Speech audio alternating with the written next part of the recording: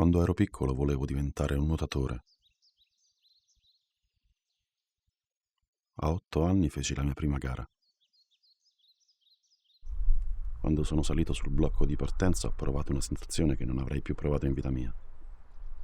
Allora ho chiuso gli occhi e ispirato intensamente, sperando che quel gesto avrebbe allungato quel momento.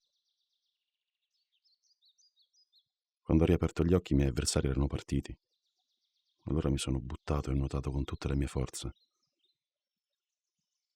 A metà percorso non ce la facevo più.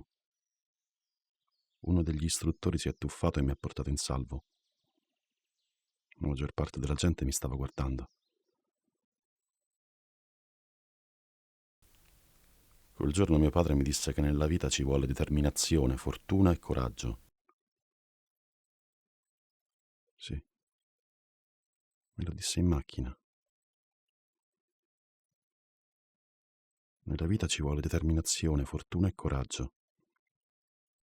Puoi sperare che tutto vada bene.